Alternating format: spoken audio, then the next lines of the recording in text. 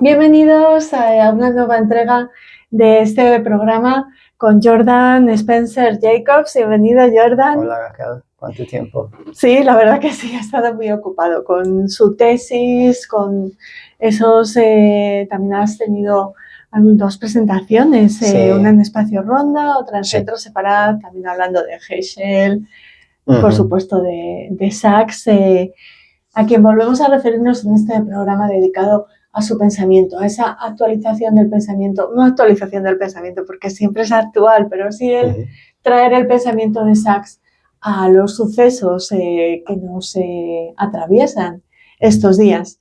Y hablando de sucesos, bueno, pues querías comentar la situación en Ceuta, Sí. lo que ha pasado también desde la visión de Ralph Sachs. Sí, obviamente es una situación, Raquel, como sabemos perfectamente, difícil, digamos, para todos, digamos, gente observando la situación desde lejos, también la gente en Ceuta viviéndola, la gente emigrando. Para todos es una situación difícil, sin importar tu ideología o política. Yeah. Sí, es una cuestión también humanitaria, ¿no? También, sí, efectivamente. Y pues, por fortuna, podemos partir nuevamente desde el pensamiento de Sachs, porque hablaba mucho en sus comentarios, no necesariamente en sus libros, pero en sus comentarios, sobre la crisis de los refugiados. Si no me equivoco, en el 2014-2015, cuando salió la guerra, civil en Siria, había, digamos, olas y olas y olas de gente, y muy difícil, obviamente, para gente en Europa viendo la situación y tratando de entender cómo tratarla bien. Y Sachs, encontré un texto suyo del 2014 en que realmente ofrece su visión en términos de la migración. Empieza por confesar que su padre era de Polonia y fue refugiado, y básicamente Inglaterra pues le aceptó plenamente, y Sachs estaba muy agradecido al Reino Unido por esta oportunidad. Por otra parte, Sachs comunica varias veces en ese pequeño texto que estaba en contra de la xenofobia y también en contra del prejuicio. Y curiosamente, unos hechos interesantes, promovió la idea en ese entonces, en 2014-2015, de un tipo de Kindertransport para algunas personas, creo que niños del Oriente Medio, porque pues como sabemos, como creo que ha estado varias veces aquí en el radio, que el Kindertransport básicamente salvó la vida de más o menos 10.000 niños judíos durante la Shoah. Conocemos muy bien esa acción humanitaria en la que destacó, entre otros, otro caballero del Imperio Británico, Nicholas Winton. Sí, efectivamente. Y es un poco triste también porque, como Sachs nos recuerda, en 1938 había un tipo de congreso de países de los estados en Francia, creo que el congreso de Avian, donde se hablaba de los judíos, pero no llegaron a la conferencia de Viena. Eso es. Y bueno, sabemos como judíos contemporáneos muy bien estas complejidades de la situación migratoria. ¿Se puede comparar absolutamente? Lo hace Sachs, las circunstancias de los judíos perseguidos por el nazismo con las circunstancias de los migrantes actuales, que a veces sí que sufren persecución, en otras buscan una mejor vida. Están implicadas mafias. Sí, no, claro, sí. ¿Se puede, ¿hasta qué punto crees que se puede hacer a cierto punto, como sinónimo se puede decir. O sea, pero Sachs realmente fue impactado por esta crisis del 2014-2015. Hoy en día es un poco diferente, pero todavía semejante, se puede decir. Pero Sachs, aparte de contarnos un poco de la historia, habla de las fuentes de la tradición, de la Torah, y tiene un comentario de la parasha de Mishpatim en Éxodo, en que juega con dos versículos súper fundamentales. Y bueno, con tu permiso, con vuestro permiso, voy a ofrecerlos. Lo siguiente: no maltrates al extranjero, ni lo oprimirás, pues ustedes han sido extranjeros en Egipto. Y el siguiente sería: no opriman al extranjero. Ustedes mismos saben lo que se siente al ser extranjero, porque ustedes fueron extranjeros en Egipto. En ese mismo texto, Sachs dice que ser judío quiere decir ser extranjero. Entonces, no es decir que es parte de nuestra identidad colectiva siempre estar peleando, digamos, por los derechos de los migrantes, pero a cierto punto sí, pero con matices, porque venimos de un pueblo con una historia muy profunda y larga de migraciones, expulsiones, y a partir de esto, de la esperanza también, y de la constante renovación después de la tragedia. Y podemos también pensar en lo que pasó aquí en la península, o sea, en 1492, pues esta realidad está, digamos, en la sangre de España. Entonces, la gran pregunta sería si estamos siguiendo lo que estoy llevando a la mesa. Bueno, la idea simplemente sería abrir la frontera y permitir todo, si estoy entendiéndote bien. No. Sachs no lo dice así, y de hecho es un pensador con muchos matices. Siempre hay otro lado de la moneda con Sachs, y siendo más o menos, se puede decir, un pensador del liberalismo clásico, un pensador quizás con una ideología política centrista, siempre hay algo más que se puede decir. ¿Cuáles son las líneas rojas de Sachs Muy bien. en este tema? Perfecto. Y por fortuna hemos tocado un poco de esto. Sachs, con sus metáforas, tres: el hogar que construimos juntos, el hotel y la casa de campo. Y no me refiero a lo que tenemos en Madrid, sino la casa de fin de semana. De fin de semana. De vacaciones. Eso es, con metáforas para más o menos entender por lo menos tres modelos para promover una sociedad cohesionada, o sea, de la convivencia social. Y para acordarnos rápidamente, un hotel es básicamente para Sachs lo que resulta de una política del multiculturalismo, en el sentido de que cada grupo tiene sus cosas y no hay un tipo de convivencia para nada. Tu grupo está aquí, mi grupo está ahí, y no nos colaboramos en nada. Okay. Un hotel sin lugares comunes, sin cafetería y sin... Quizás nos vemos, por ejemplo, al salir, pero la interacción se queda ahí en la puerta. No hay nada que compartimos. Y tampoco el hotel es nuestro.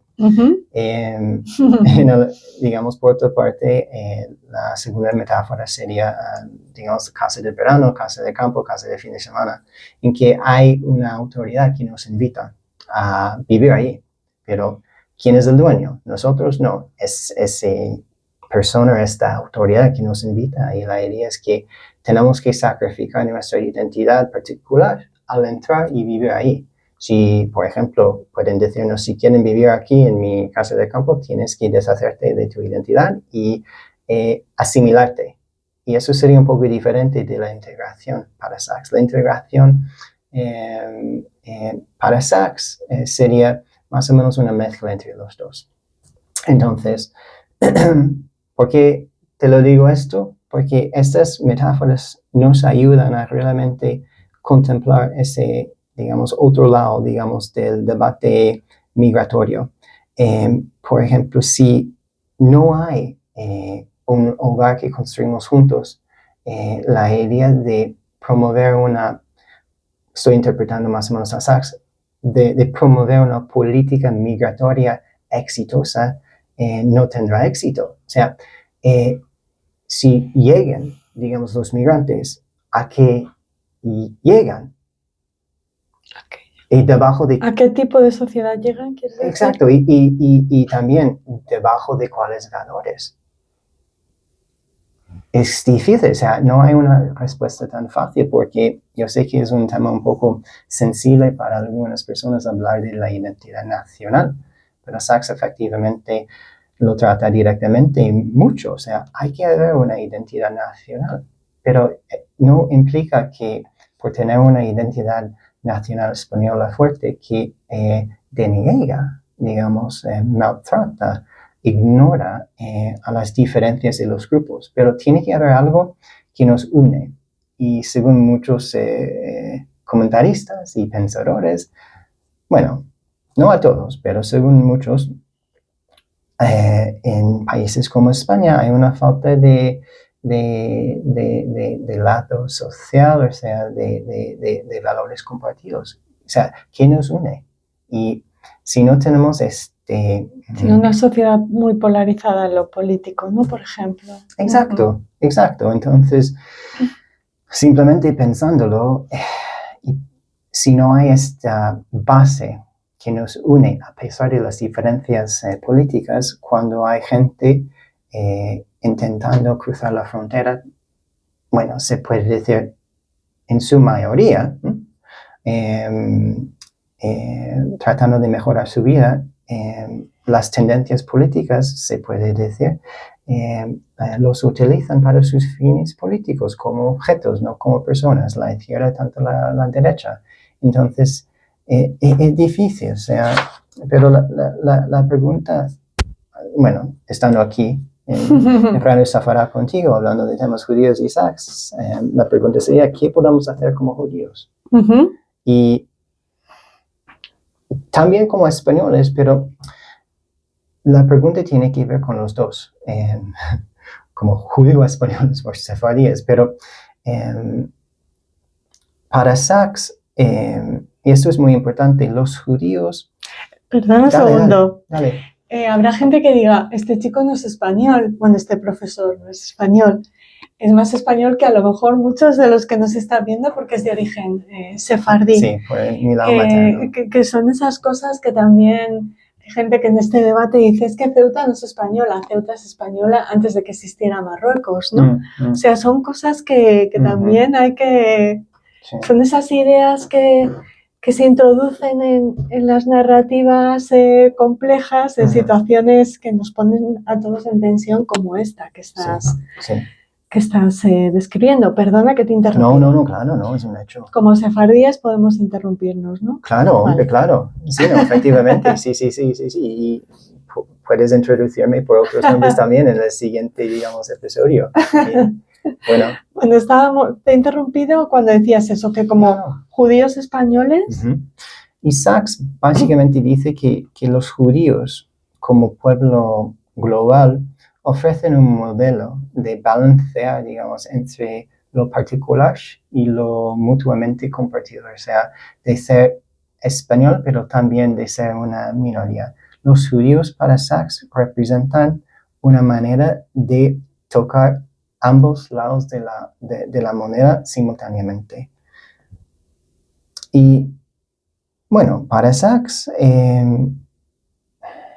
la pregunta sería, ¿qué es lo que podemos hacer como judíos? ¿Cómo podemos mostrar, hablar públicamente, demostrar esta historia judía de ser, digamos, judíos, pero también parte, estoy hablando de la diáspora, de la nación, estoy hablando también en términos de los momentos más contemporáneos, de ser judío, pero también parte de la nación en la que nos encontramos. Los judíos no simplemente ahora, realmente nunca han sido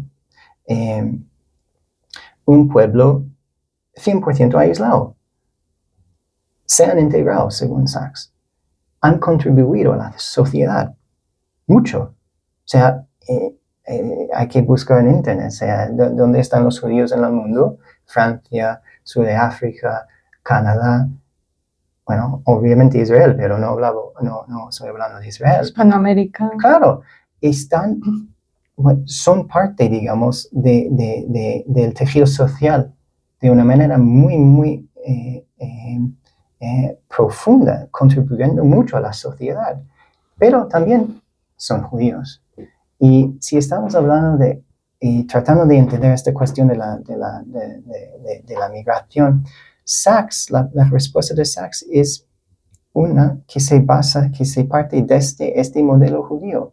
Entonces, la pregunta sería, ¿cómo podemos comunicar este modelo judío al mundo? En estas situaciones. Uh-huh. Es una pregunta abierta, o sea, no es fácil, o sea, tengo una idea, pero hay muchas, pero mi interpretación sería, en vez de comunicar este legado o esta historia nuestra, estaré hablando más desde el contexto español, en vez de hablar, por ejemplo, del legado sefardí, del legado español judío español en España, hay que ser este legado, hay que vivirlo. En vez de hablarlo, hay que vivirlo. ¿Y qué quiere decir esto? Pues que el legado judío, el legado sefardí es parte de nosotros.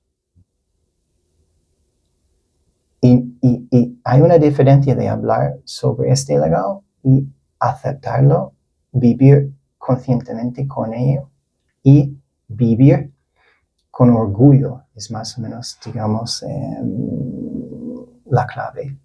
Vivir orgullosos y abiertamente orgullosos de nuestro legado sefardí en España, mientras que estamos, por otra parte, contribuyendo, digamos, a la sociedad. Los dos van en conjunto. Vivir abiertamente y con orgullo del legado español. Una anécdota, estaba en la sinagoga del Tránsito en Toledo el otro día. ¿De Samuel Alevi? Sí, súper bonito.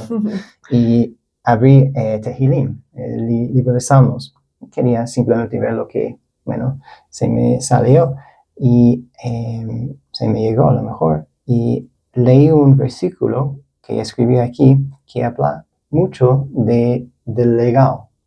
Y dice algo al estilo de, para que yo vea el bien de tus escogidos, para que me goce en la alegría de tu nación y me glorié con tu heredad, o sea, legado.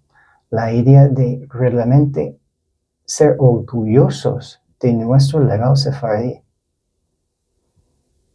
y seguir contribuyendo a la sociedad. O sea, yo creo que ahí más o menos es la respuesta de Sachs, de ser un pueblo distinto, pero también un pueblo que comparte muchísimo y que ofrece muchísimo a la sociedad, en la que estamos viviendo. Lo que quieres decir es que esos inmigrantes se pueden convertir o se pueden de alguna manera mirar en el espejo de cómo los judíos nos integramos en las sociedades. Sí, yo creo que sí, pero eso depende también de cómo somos, digamos, ante esta situación en términos virtuales, lo que es ¿En términos? virtuales, en términos de lo que escribimos o decimos online, y también en términos públicos. Tenemos un legado y la gran pregunta sería cómo comunicamos, cómo canalizamos este legado. Obviamente para dar un ejemplo a los migrantes que quieren estar aquí, pero también claro, perdón, no te había entendido. No. A nuestra propia sociedad, ¿no? Cómo nos comportamos, cómo hacemos público nuestros valores, nuestro legado en nuestra sociedad. Sí. No es lo mismo poner un tuit con un tono que con otro, ¿no? O hacer manifestaciones de un tipo o de otra. Es algo que puede, pues, complacer a la izquierda y también, por los valores de acoger al extranjero, y también yo diría a la derecha, por promover una política de la integración, algo que hay que compartir juntos. Entonces, el modelo judío también se puede utilizar, siguiendo a Sachs y mi interpretación, como una herramienta para mediar entre los extremos. Pero, bueno, no tengo las respuestas si uno las pregunta, pero yo creo que ahí queda algo que podemos explorar y la responsabilidad judía a la luz de nos ha tocado en Ceuta. Pues súper interesante. Integración, mediación y comunicación en valores judíos, sin olvidar eso, que de dónde venimos, que venimos Sí. de Egipto, pero que también bueno, pues formamos parte de estas sociedades que muchos entienden como atacadas por esto que ha pasado en Ceuta, por ejemplo. También está la dimensión humanitaria, que hemos tocado muchísimos temas, como siempre aquí en este programa con Jordan. Muchísimas gracias, Jordan Spencer Jacobs. Te esperamos en el próximo programa. Perfecto. Dedicado al pensamiento de Rav Jonathan Sacks. Adiós. Adiós, gracias. Gracias.